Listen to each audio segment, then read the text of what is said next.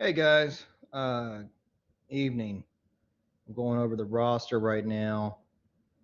I just want to make sure that folks are putting their first and last names into the chat, or at least when they sign up. This is how we do our attendance now. I think I've been told that um, we've had some issues with folks not getting attendance because they're not putting their whole name in. So looks like everybody's kind of either got that worked out, and therefore when I go in and check these boxes saying that you attended, that the computer people can match up your points with your class. So that's a big deal. So good news. Okay, so my name's Drew Mattmiller. I think I see some new names in here. What's going on, Justin? Welcome back. Um, so I think tonight what we're going to do is kind of go over chapter 3, right? We've been kind of hitting chapter 3 quite a bit. We've had a lot of students ask about mitosis and transports, membrane transports. I didn't seem to get a lot of questions about membrane transports. I think it was mostly more like mitosis. So, how do we feel about mitosis? Why don't you guys chat me something and let's just move straight on to mitosis. Okay, yeah, I bet you do, Justin. That's good. That's good. We've beat that horse damn near dead this week, so that's good. How about everybody else? Good. I'm glad you have the same humor as I do. All right, Brandy says good. All right. Anybody else want to participate? Candace, Manna, okay. Well, good. I'm glad you said iffy, Autumn, because that means that's gonna give me an excuse to take everybody through it. I think we can do better than iffy, right? So iffy's like average, and sometimes if we can do better than average, that just seems to be what it takes these days. So when we talk about well, and Justin, you can't participate in some of my questions tonight because you may remember that some of them are the same. When we talk about mitosis, unless you give some folks time to, if nobody can get it, then go ahead and break the ice. Um, when when we talk about mitosis, we're really talking about cell division, right? So there's all these kind of different parts that go on with cell division. There's actually 4 different parts of cell division. The cell cycle, CDKs that you might have heard seen in your book.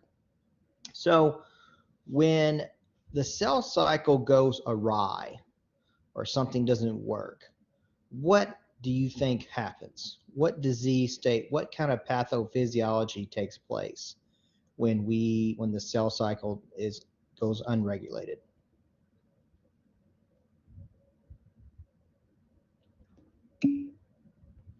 Yeah, that's right, Brandy. Yeah, yeah, tumor. Yeah, oncogenesis. Lauren. Yeah, you're right.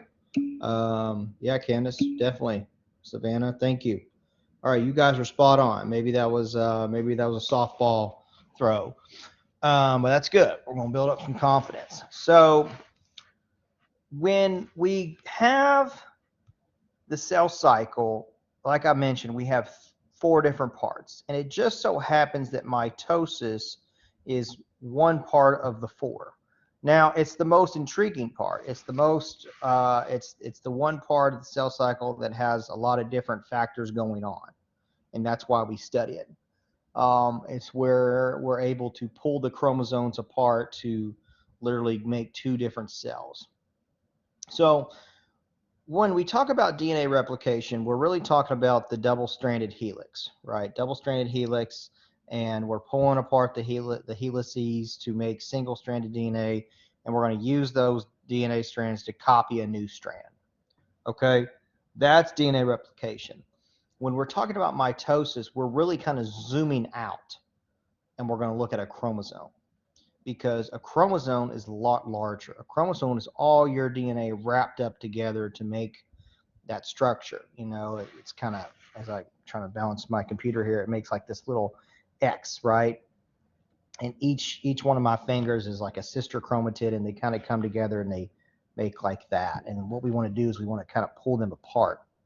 So what happens is when we're zooming out, we're really talking about large like organelles. They're not organelles, but large structures in the molecular world, right?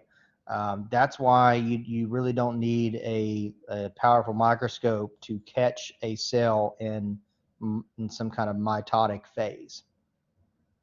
So to break this down, I'm going to start kind of discussing the different phases. And I'm going to talk about pretty much two questions that always get asked from mitosis. One, what is interphase? And two, describe the phase where the chromosomes begin to be pulling apart, or sister chromatids begin pulling apart. And if you guys have any questions, just feel free to just throw it in the chat and I'll get to it. So when we have mitosis, so the first phase is prophase, right? Prophase is really when we're trying to break down the nuclear envelope, because you got to remember the chromosomes are within the nuclear envelope in the nucleus. So in order for us to make two cells or pull them apart, we have to break that down. That's pretty much the essence of prophase. Then we get into metaphase. Metaphase is pretty much where we start lining up the sister chromatids in a north-south axis, okay? A north-south axis. And then on the east-west axis, we have these things called centrioles. And I think somebody last night mentioned that they were mitotic spindles. Same thing. The centrioles create the mitotic spindles. Mitotic spindles, you can think of them are like train tracks, okay? So what happens is that when we start, think of my head as like the cell, right? North, south, east, west, okay? Egg-shaped cell, but it'll serve its purpose for the demonstration I'm going to make. So when we have the centrioles on each side, they start to build across these train tracks or these mitotic spindles. And if you remember, in the middle, we have our chromosomes, our sister chromatids. So we're going to load these sister chromatids on the mitotic spindles, and all of a sudden, we're going to start pulling them apart, right? And this is when we get into anaphase. This is anaphase. That's always a big question of what phase of mitosis do we see the sister chromatids being pulled apart. Excuse me, I feel like I'm about to sneeze, but that was a yawn. Pardon me. Now, when we start to pull the sister chromatids off into the east-west directions, now we pretty much start to kind of form up our two new cells, right? Because they're that far apart, then we can really just split the nucleus, or split the cell down the middle, known as cytokinesis, and then voila, we have two new cells. So but before we do that, that's anaphase. Now telophase is really when we start building up the nuclear envelope again over these new sister chromatids. And then we undergo cytokinesis when we cut the cell in half, and then that's how we have two cells. So once we have those sister chromatids, then we kind of zoom back in and we really start doing DNA replication. We start bringing in those nucleotides that we talked about in chapter 2, and we start matching up A to T, G to C, and then that's how we have these genes, right? And so that's pretty much what takes place of mitosis. Now, even though it's the most intriguing part, that we always like to study, it's the cell really only spends about a third of its time in mitosis. The other two, it's just it's like a senescence. It's like it's just quiet. It's just living. It's just doing the basal level metabolism or whatever it's doing. So within the cell cycle, we have mitosis. We just went over. We also have G1, S, and G2 phase, right? G1, S, and G2. So somebody last night learned it as gap phase. Gap phase 1 and gap phase 2. Is that how everybody else has learned it? Is that the term we're teaching these days? Gap phase? Chat me something, let me know. Okay. So 10 years ago, we called it growth 1 and growth 2. I'll tell you why. And it sounds like, in my opinion, it sounds a hell of a lot better than gap 1 and gap 2, because that really doesn't explain anything. Okay, yeah, Mackenzie says growth 1 and growth 2. So maybe we have a little bit of difference between classes, and that's okay. You're going to see a little bit of variability between classes. So when we talk about growth 1, we really, the example I want to speak about is that when we go build a house, you usually have to go get all the materials first, okay? You have to go get all the materials. You have to go get the wood, you have to go get the nails, you have to go get the metal, you have to go get the wiring, all, everything that pipes, everything that makes up a house. The cell has to do the same thing. This is going to get all the parts that it needs to undergo mitosis. Mitosis takes up a lot of energy. We're pulling apart sister chromatids, we're breaking down nuclear envelopes, bringing it back, et cetera, et cetera. So we have growth 1 phase, all right? Then we go into S phase. Does anybody know what S phase is?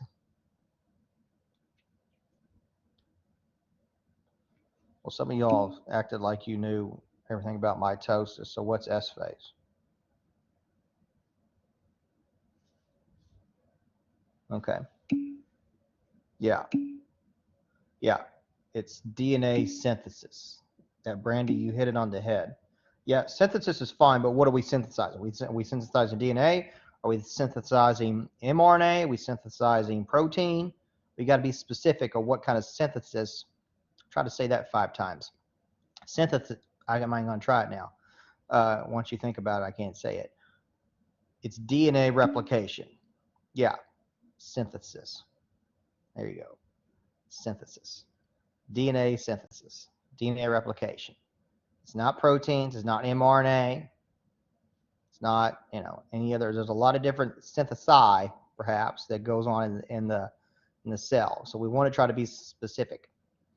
So that is S phase. Okay. G2 phase, a little bit more of the growth. Okay. G1 may be dedicated more towards S phase and getting all the enzymes and proteins we need, not transcription factors, other stuff to help kind of get the cell ready for DNA replication, because once again, that's a high energy process. And then G2 is more geared towards mitosis. So here's the next question. What is interphase? Because we discussed prophase, and Justin, you can't roll on this one. We talked about prophase, metaphase, anaphase, telophase, but the test question probably already thinks that you know that. But they're going to try to stump you, and they're going to ask you, what's interphase? You can't cheat and look it up either. That's not the. Yeah. So Emma's right. Yeah. Emma's right. Emma says that interphase is everything else except mitosis, and she's right. So if the question asks you, what phase does the cell spend most of its time in? The question's interphase. Okay, the question's interphase. So that is that's always a good 2.5 point question right there. At least it has been in the past. Okay, so that's my big spill about mitosis. I'm not sure if we've gone over meiosis yet. Meiosis. It's actually meiosis, not meiosis. I don't think we have. I mean, I'm sure you guys would correct me if we have, but I'm not going to dig into that. We'll save that for another time. Is there any other topics that we need to discuss? Are we okay on membrane transport?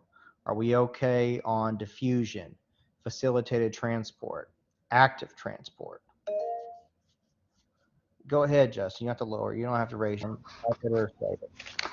Yeah, I had a question over the channels. Like, I understand like leakage channels, but what I'm curious about is what is it the voltage channels? Is that correct? Yeah, you're absolutely correct. So feel free to direct this conversation as it interests you. So voltage gated sodium channels are by far the most popular voltage gated channels. Okay, and let me just explain to you what happens when we have the neuron that fires in action potential, right? It carries this charge, this voltage down the axon into the terminal baton, and let's say it's going to innervate a muscle. Let's say it's going to innervate a somatic muscle, which is my arms, that's moving around because my brain's sending a message to my arms to move my arms. So what happens is that when this voltage reaches, let's say the myocytes or the muscular cells, it it activates the voltage sodium channels. I want to skip the one part, the voltage gated, because what it is, I probably just explained it to you, is that the voltage really just flies the gate open. The current, when it hits the sodium channel, it causes the gate to open and allows the sodium that's in high concentration outside the cell to flow inside the cell. Okay? And that's a voltage gated sodium channel. You also have delayed rectifying potassium channels. And really what all that is that, when you have the action potential that goes up and goes down, right? So we start down here in the negative, minus 70 millivolts. Okay. So then all of a sudden the electrical current comes because we propagated an action potential down the axon, and then it hits the muscle, and then these voltage gated sodium channels open, which causes all this sodium to rush in. That means we've hit threshold, right? We've hit that threshold. That the threshold basically is the definition of activating the voltage gated sodium channels. Because we get a little bit of leakage coming in the beginning, right? Kind of like what you mentioned. And then all of a sudden we hit maybe like plus 20 or plus 10 millivolts, whatever it is that is like the threshold of when the voltage gated channels open up. And then we got that, we pretty much reached threshold, and we get this thing called an all or none action potential. It's either all or none, right? It's nothing in between. It's not like it's going to go up or a little bit more, a little bit more. No, it hits a point and it comes back down. Well, when it starts to come back down, that's really governed by the delayed rectifying potassium channels. Notice the word says delayed. Well, that's because they're a little bit slower activating. And that's why we get this repolarization down, is because, as you remember, all the potassium inside the cell is now wanting to flow out of the cell when those delayed rectifying potassium channels open. When we have, in the heart, we talked about sinoatrial nodes. This is some Bio139 stuff. The reason why we don't have like back-to-back action potentials in the pacemaker cells of the heart that really controls your arrhythmia is because these are really, really delayed potassium channels.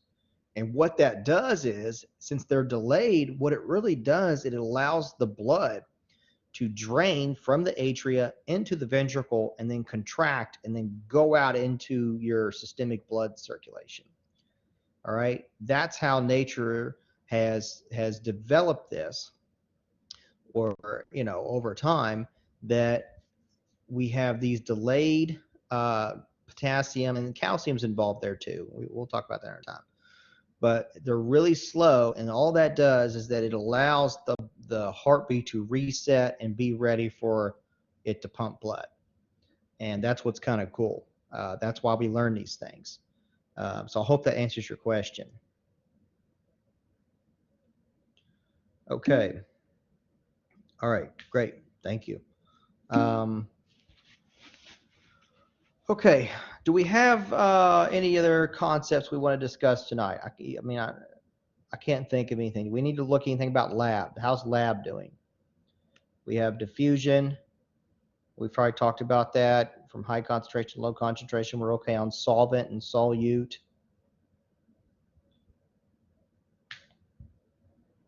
Okay. Are there any other topics that we're going over that I'm not hitting on? I think some people are skipping chapter 4 and going straight to chapter 5, which I guess is transcription, translation. Oh yeah, sure, Mackenzie. So this kind of goes back to Justin's thing when we're talking about an action potential. So when, yeah, definitely, Lauren. So when we have these channels, right? We have these channels that are solely made for, glucose has its own channel, sugar, sodium has its own channel, potassium has its own channel, and this is really facilitated transport, okay, or facilitated diffusion. So what happens is that it will it will allow these electrolytes to flow down their gradients, right? Sodium will come into the cell, potassium will go out of the cell, right? Because when we allow these channels to open. However, we have to reset things. We can't just have everything in equilibrium. It doesn't work like that. We wouldn't be alive if we just let things be at equilibrium. We have to have things backed up, like a dam holding back a lake. We let that dam open, lets the water through, turns the turbine, we make electricity. It's kind of like this in cells. So the sodium potassium pump comes in because it is I call it an ATPase pump. And we'll get to that next. That's just a fancy word that you're going to have to learn down the road. But what the sodium potassium pump really does is that it uses ATP, the energy currency of the cell, to pump that sodium back out, right? Because that's against its concentration gradient. As you remember, you might have heard me say that sodium has a higher concentration outside the cell. So once we let it back in, we got to get it back out. But it doesn't want to go back out. It wants to go from high concentration to low concentration, okay? And so now we have to pump it out, and we have to use ATP to do that. Same with potassium. So potassium needs to get pumped back in, right? Because there's a higher concentration of potassium inside than there is outside. And we use ATP. So a little bit of biochemistry for you all. In my thesis, I did my thesis defense on ALS. Some of you all may know that's called Lou Gehrig's disease. Amyotrophic lateral sclerosis is probably one of the more worst ways to check out of this world, in my opinion. I mean, Alzheimer's is up there. Anything has to do with the neurodegenerative tract, Parkinson's, Alzheimer's, Lewy body dementia, ALS. I'm sure there's a few of them that I'm missing. I think those are the worst because there's really no cures for those, right? We're getting close to Alzheimer's, but we really haven't cracked it yet. So the thing with ALS is that it deals with ATP, or energy, to the motor neurons in the upper spinal tract. And somehow down the road that these motor neurons lose their ability to get ATP energy, so they die off. So then you start to lose the innervation in your lungs and in your tongue. And that's kind of how it's a slow deterioration. So one of the professors on my committee asked me, they said, Drew, why do we use ATP? Why has the nature or the cellular world chosen ATP as the source of energy? Okay. And you have to think about, well, it's ATP, right? Adenosine triphosphate. And as you remember from chapter 2, triphosphate is 3 phosphates together. Well, phosphate is PO3. So that's a phosphorus and 3 oxygens. And you have 3 of those together, shoved back to back to back. And you may remember that when we have a bunch of electrons in a small area, that produces energy. There's a lot of tension there. We have a lot of negative charge, like backed up next to each other. And so when you were to break one of those phosphates off, let's say from ATP to ADP, that produces energy. And the cell uses that energy for the sodium potassium pump to pump sodium out and pump potassium in.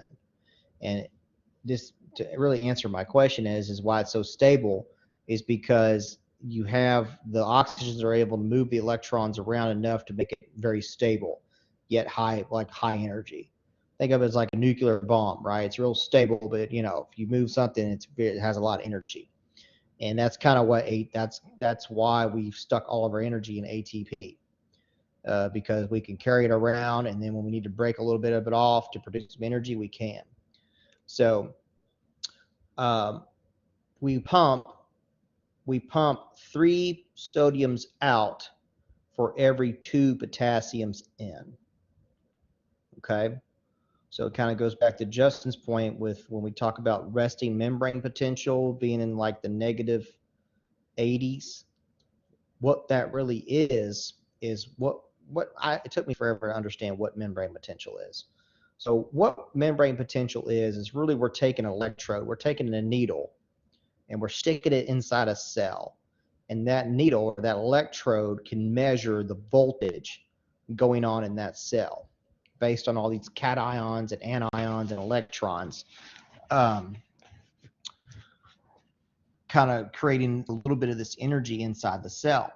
And when you have a resting cell, you know that it's in about negative 80 or negative 70 millivolts. Okay. The reason why it's negative and not positive is because we are pulling out 3 cations, 3 sodiums out of the cell for every 2 potassiums in. So we have a net loss of -1. Well, you do that enough, and that adds up to negative 70 or negative 80, and that's why we have a negative resting membrane potential. So really, what we could really say here to draw a conclusion is that the sodium potassium pump practically governs a resting cell, right? It's what resets the cell back to resting mode for it to go ahead and initiate another action potential or propagate a signal somewhere else. So I hope that answers your question, Mackenzie and Lauren. Let me know if we're still foggy or if we get it. Okay, cool. You're welcome. Lauren, what do you think?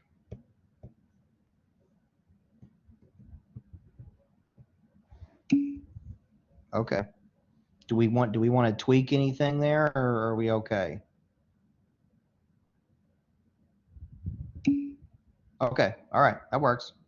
So before I forget, I forgot to tell the folks last night, if you all ever want to rewatch this again, I can throw it up on the YouTube. The students last semester really wanted me to find a way to throw this up so they can rewatch it. And so I created a YouTube account, and I throw my old spotlights up and my old lectures up. So if you want to, if that's something of interest to you, just let me know, and I can throw it up. I usually don't do it unless somebody really found it helpful or want to watch it again. Then I can do that. So don't forget, it's just a choice if you want. Okay, all right, yeah, I can do that, Candace. So just Google like Bio137 Mattmiller, and you'll see all my stuff. I don't have like a what is it, like a tag or something like that. You just Google Mattmiller Bio137 Spotlight. Yeah, you're welcome. Yeah, guys, cool. Glad you all took some interest in that. So what else? What else do we want to do? Yeah, anytime, Savannah. Sure. Is there anything else that we want to discuss? I'm trying to think of some other stuff that we've been hitting on this week.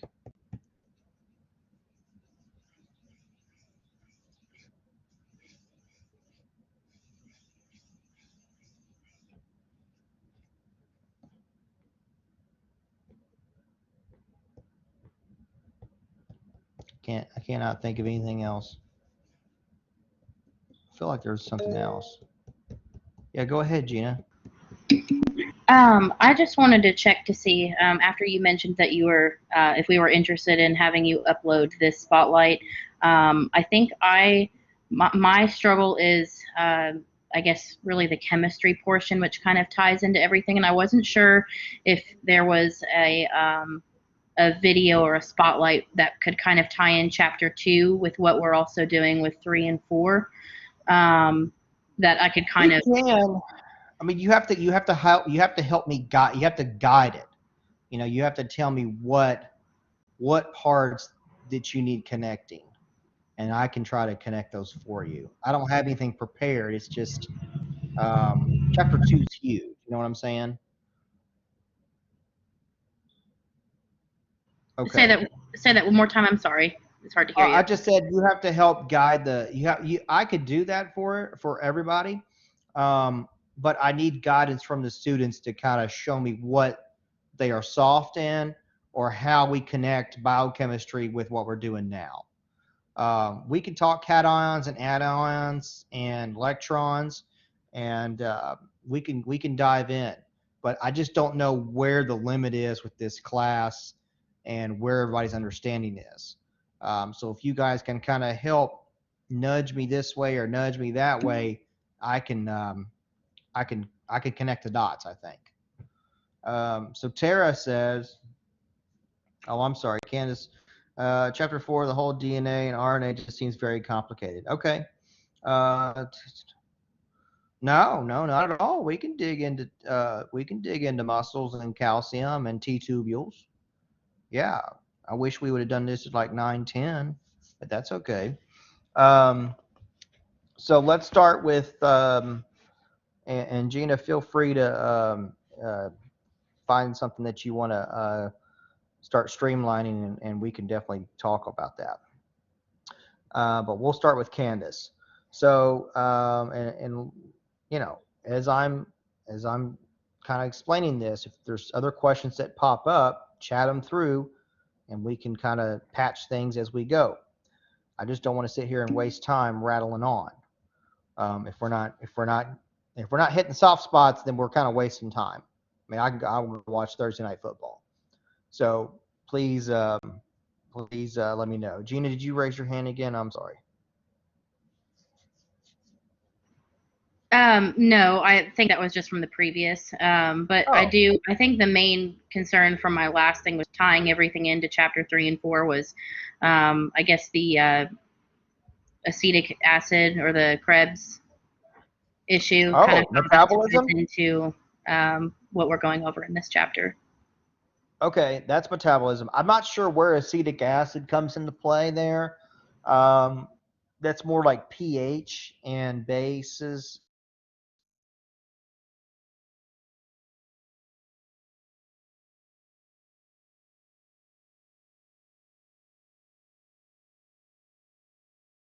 Okay, thanks, Justin. I'm sure you've been around where that happens. Sometimes when I get muted, y'all just have to tell me. So we could talk about the Krebs cycle, TCA cycle, and the Calvin cycle. Yeah, I hear you. That's all the same thing. But so let's add that to the list. And we may run out of time tonight. We may run out of time. You all may want to kind of join next week and then hit me with these topics, and then we can roll on these for an hour. I'm not sure if we're going to get to everybody. But at least I'm glad we've kind of we've opened up the spotlight tonight, which is great. So Candace has talked about chapter 4 and DNA and RNA replication. So I'm assuming that's what this is. So DNA replication, we've kind of talked about a little bit. The reason why we store all of our genetic material, the reason why we store all our genetic material in DNA is because DNA is more stable. Okay, DNA is more stable than RNA.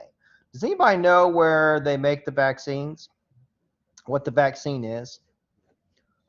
There's different ones, but typically, yeah, you're right. It's mRNA. It's mRNA, and the reason why they make it with mRNA is because mRNA is it breaks down very easily. It's not something like it's going to take over your body, or you're going to turn into a zombie or something like that.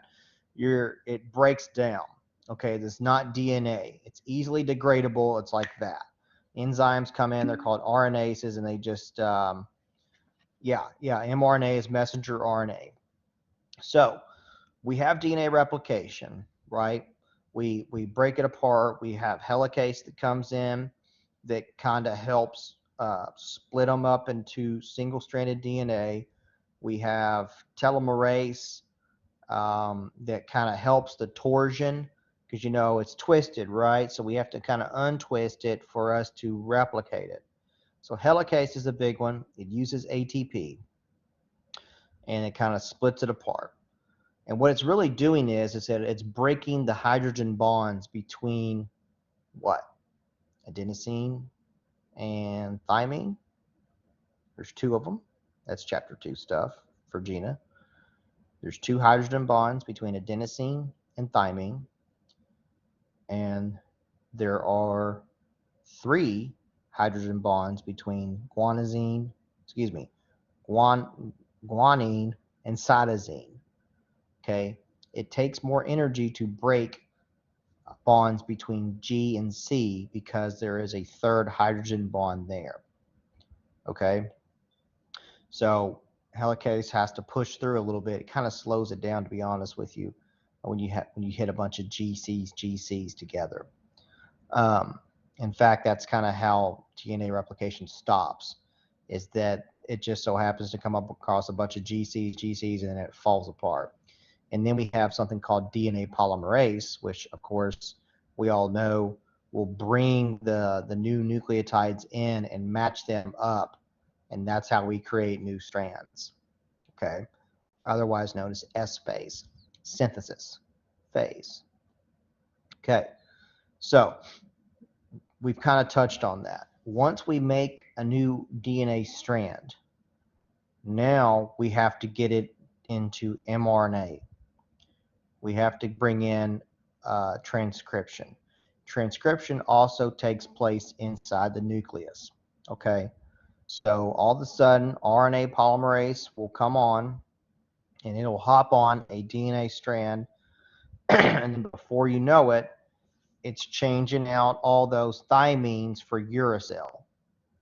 Okay, so all of a sudden you have uracil, and then you have that connected to adenosine. If that happens, typically mRNA is just single-stranded.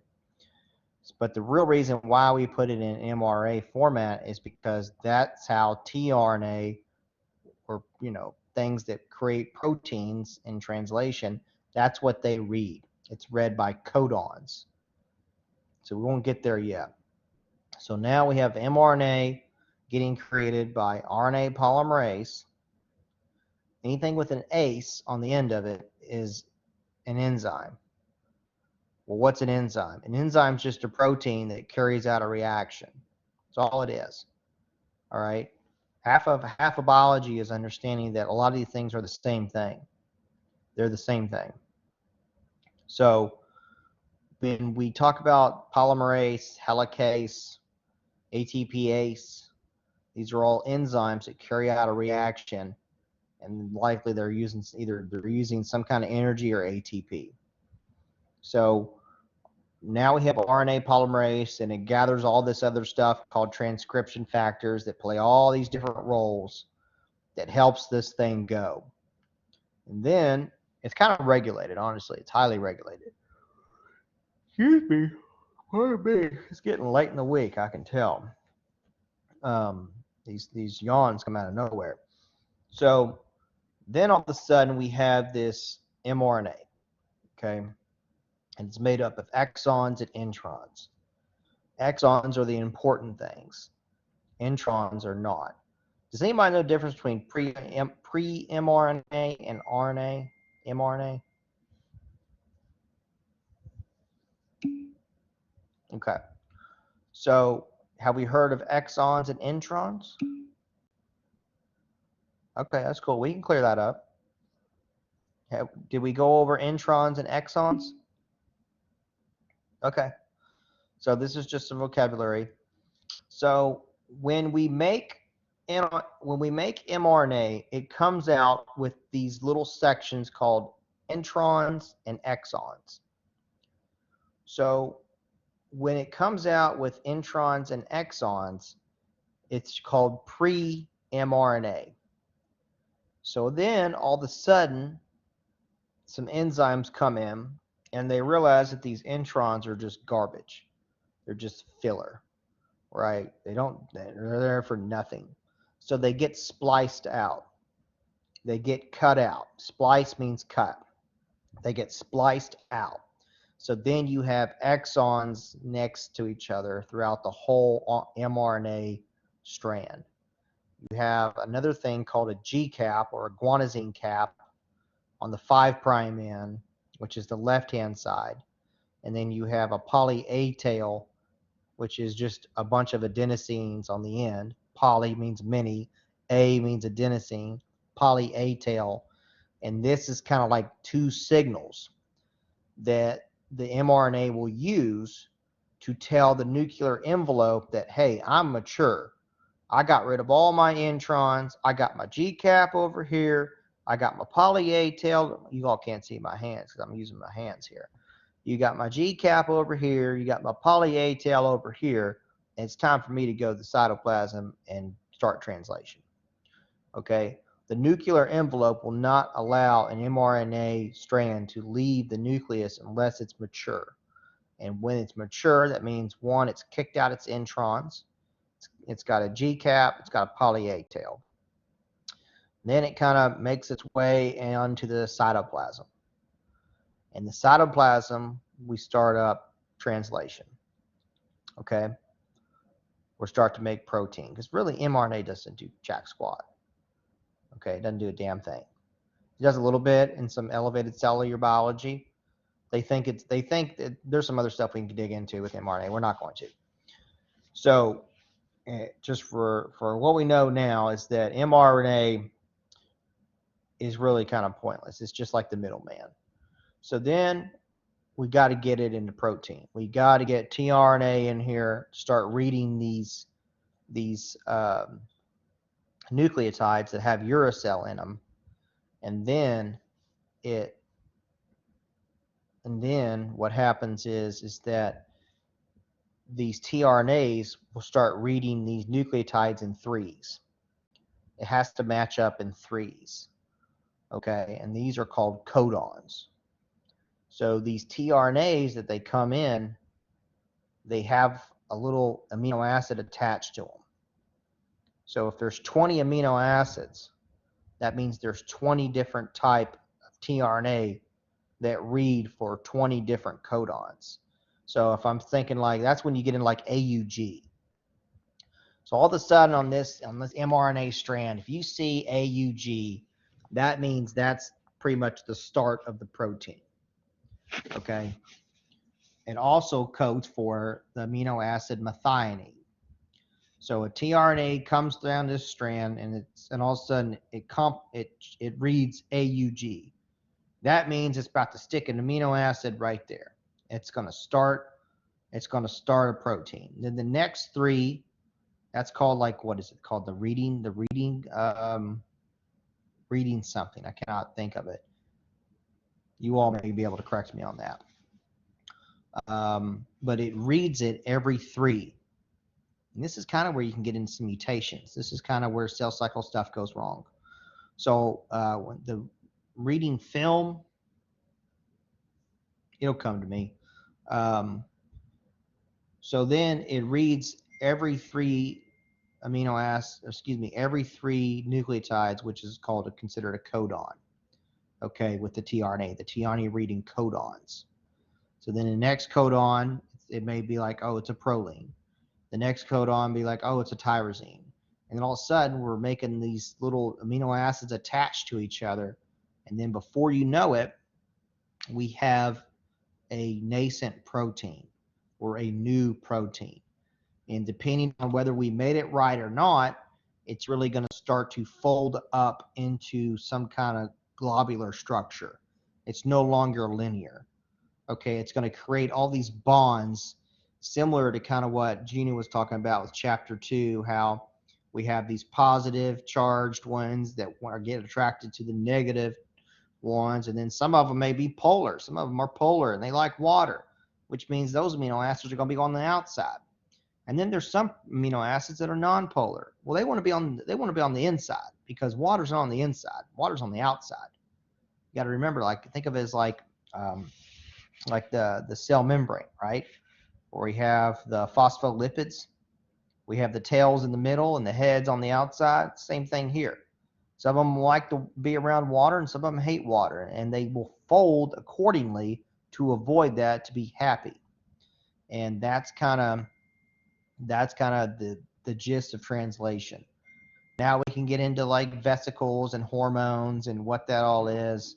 That's kind of like when the protein goes and gets packaged up in the Golgi.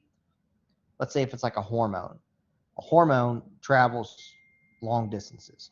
So it has to be accompanied by some vesicles to make this long trip from, let's say, the pituitary gland to the adrenal gland, which is on top of your kidneys.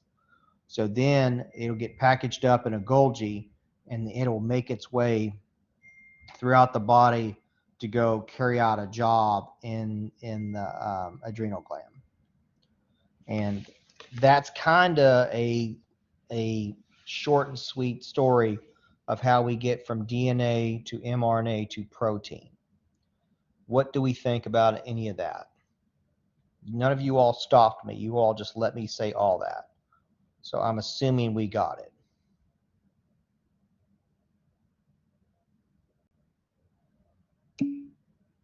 Okay. Okay. Well, so you take what I learned, or excuse me, you take what I mentioned, and then you go read about it in your notes, and you go listen to your professor talk about it, and then all of a sudden you're going to start building on it, because you may start remembering a little bit here and there, and then lo and behold, you know, it does make a lot of sense. A lot of this is building. You may not get it the first time, you may get a little bit more the second time, and then all of a sudden the fourth and fifth time, you're like a damn expert. So you know, we're building here, so that's good. I'll take it. Okay, so let's see. So Tara talked about calcium channels in the muscular skeletal system. So, of course, there's 3 types of muscles, Tara, and everybody else who's interested. We have the somatic muscles, which is, you know, skeletal muscle, which causes, you know, this is the skeletal muscle that my brains tell me to move my hands. We have full control over it. We have cardiac muscle, and then we also have smooth muscle. Now, the funny thing is that calcium plays a role in all these. Calcium's huge. Does anybody know the reason? Let's talk about calcium real quick, and I'll pose this question. Calcium, I'm going to use the heart as an example, cardiac tissue. Calcium has its own channels, and sometimes those are also what Justin was talking about, voltage-gated calcium channels, and they can be found in the heart, particularly the ventricle.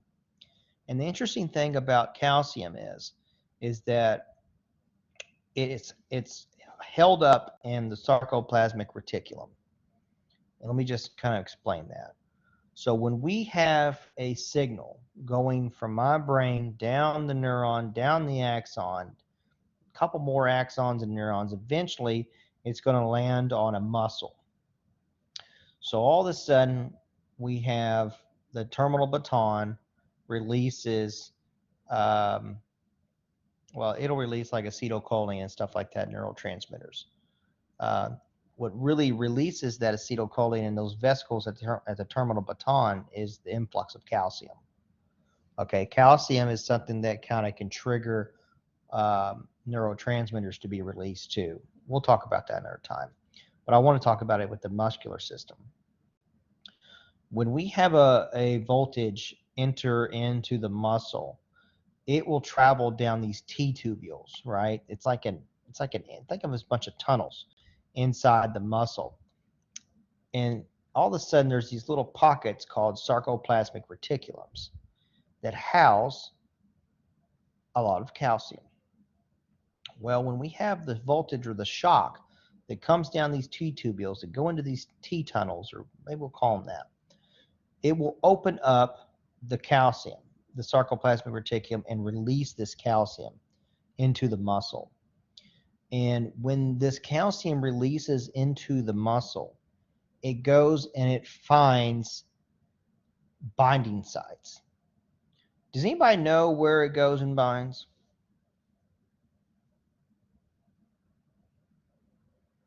Okay. So this is interesting. So let's just hold off on that for a minute. We just know right now that it goes and binds somewhere. Let's go explain where it binds. But first, we have to back up and we have to explain what the muscle looks like. You're going to learn this. This is not something you just not going to learn. You're going to have to learn this. It's called the sliding filament theory. This is a cornerstone of physiology. This is how this is how your finger can lift a 5-pound weight. Okay, your little finger is so strong. This is how your finger can like lift you up on if you're hanging from like a building, your fingers can literally hold you up.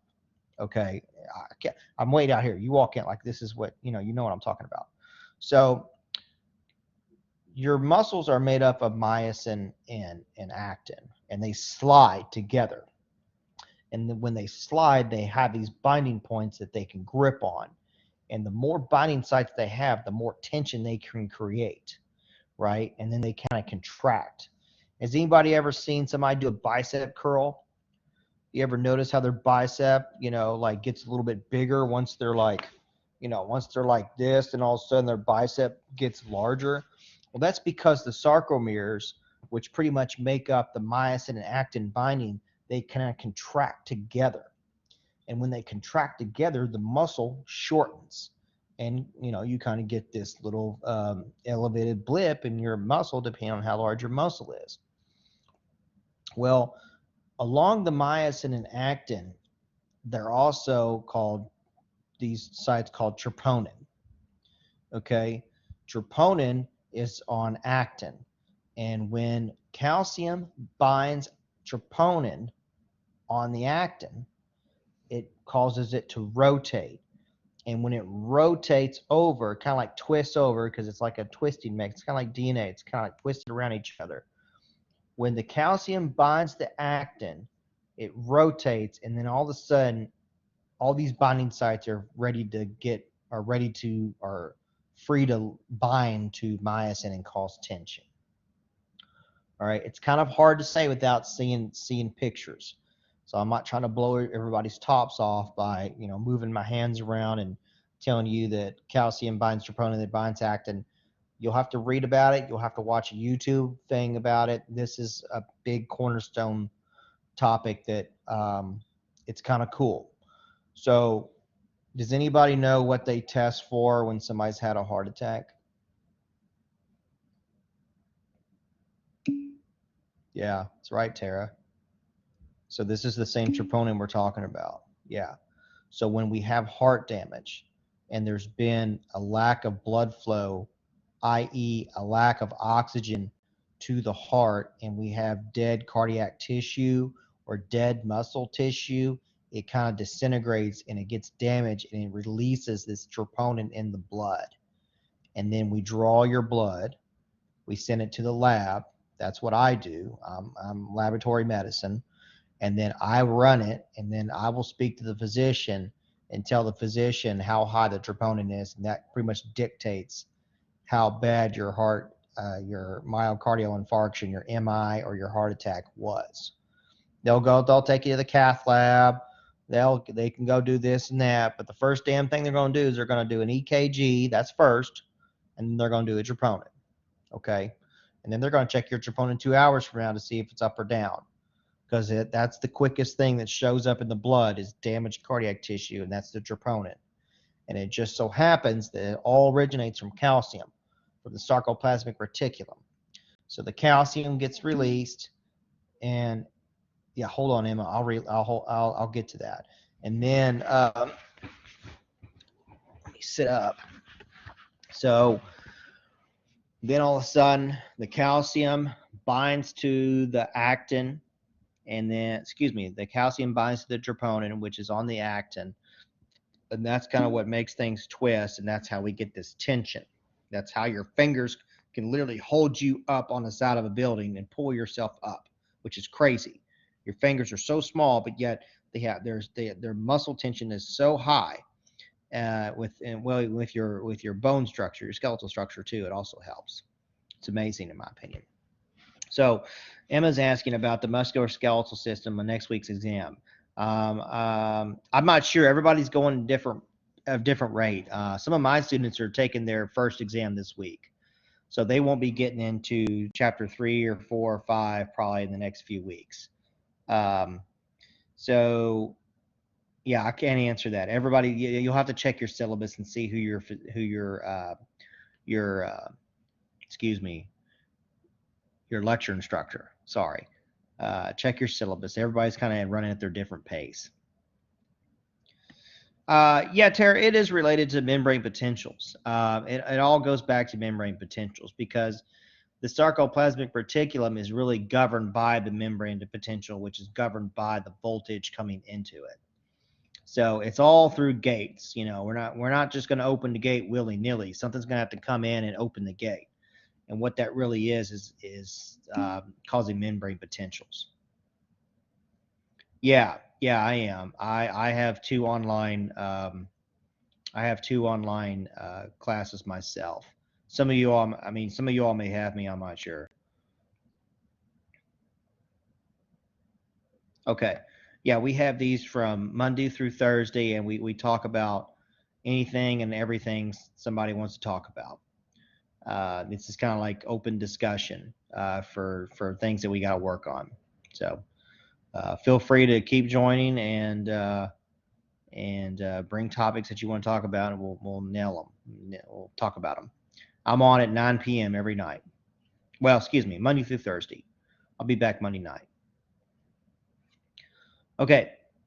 So I hope that answers your question. I'm sorry, I'm trying to remember who asked that. Tara asked that. Okay. Yeah. I mean, it's not this is something like, yes, if you've heard of it, great. If you haven't heard of it, it may be a bit confusing. Like I've had to watch YouTube videos over this all the time because there's a lot going on. Like I'm sitting here running my fingers through myosin and actin, and I'm trying to explain to you all through the rudimentary way that I am that this is how they bind together. There's different vocabularies, but it's cool. It's really cool. Yeah. Yeah, you got to look at pictures in the book. You got to read about it, but hopefully, you can come to Spotlight session and I could try to, knock off some of the rust a little bit. So do we have any other questions? I mean, we're almost out of time. We can always go next week. Sign up for other ones next week.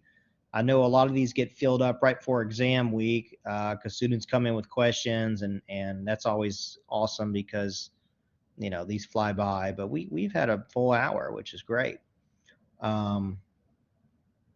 Okay, so it looks like everybody's got their first and last name on there, so I'll get you attendance here in a little bit, and enjoy the weekend, and we'll probably catch you guys next time. Yeah, thanks, Justin. Appreciate it. Sometimes it's the group that makes them, and maybe we get on a topic that I'm really good in. Yeah. All right, guys. Kristen, Haley, Brandy, Manna, Ashley, thank you. Candace, thank you. Catch you guys next time. All right. Good. I'll put it up on YouTube. Let me put it up on YouTube. I'll put it up. All right. Yeah, no problem, Cassie. We'll catch you next time.